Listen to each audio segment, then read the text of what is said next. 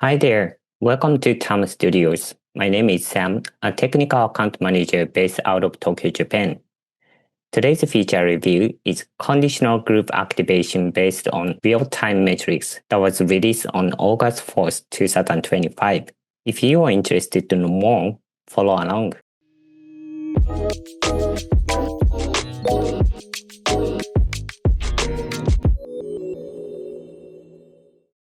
Administrator can now use conditional group activation, also known as CGA, to dynamically activate or deactivate agent groups based on real-time queue metrics thresholds. CGA enables administrator to optimize staffing across queues by automatically expanding or shrinking the pool of agents based on real-time queue performance metrics. This ensures that support is dynamically shifted to where it's needed most, maintaining service level and maximizing workforce efficiency without manual intervention. CGA variations are to determine group availability at a specified point in time. The availability is applicable to all conversations awaiting routing and not specific to any conversations. CGA operates as a parallel background process that continuously evaluates the health of the current and borrowing target queues and work alongside the active routing method. This feature supports more efficient workload distribution while helping maintain service level target across queues.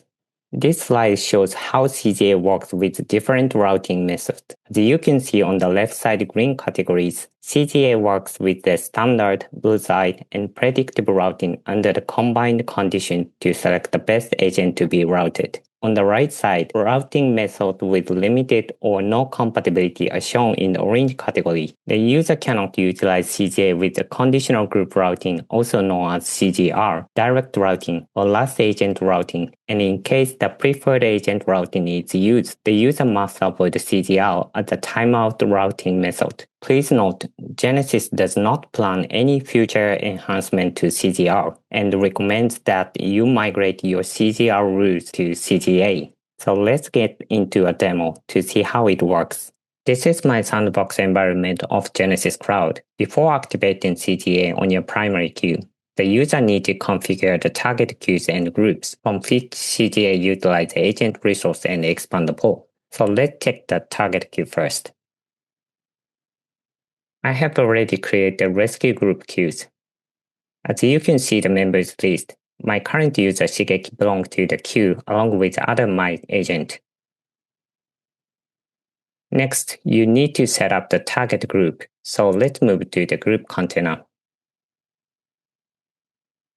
Here, I've already created rescue group as a target group. As you can see, exactly the same members are included in this group, just as rescue queue members. Please make sure, in order to receive a call with the CGA function, you must turn on Enable Call toggle in the upper right-hand corner.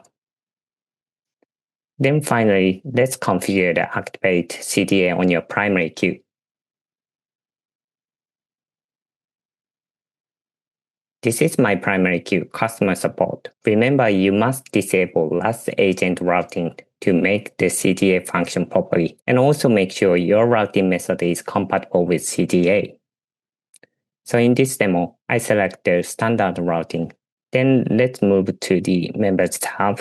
As shown on the screen, the user Shigeki is not included on this queue, thus no call is routed to him unless CGA is enabled. Before configuring the CGA, the target group needs to be added to the members group. So I've already added the rescue group here. Under the CGA tab, you can configure your own rules to trigger CGA and expand the pool of agent. You can enable or disable pilot rule, which is default rule to evaluate the state of your primary queue prior to the other rules you set. In this demo, I enable the pilot rule and check whether the estimated wait time EWT of the primary queue is greater than 5 seconds. If the condition of the pilot rules are met, the system will evaluate the numbered rules listed below. Next, I create a second rule to evaluate the healthiness of the target queue.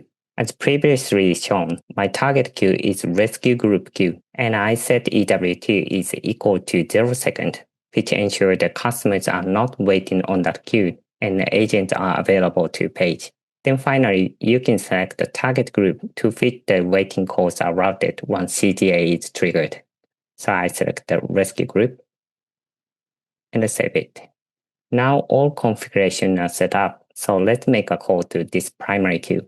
So I set my cell phone queue, and please notice there is no available agent on the primary queue. So the expected behavior here is that a call will be waiting for over 5 seconds, then it will be routed to this agent once CTA is triggered. So let's make a call. You are at the main menu. Press 9 to disconnect. Transferring call.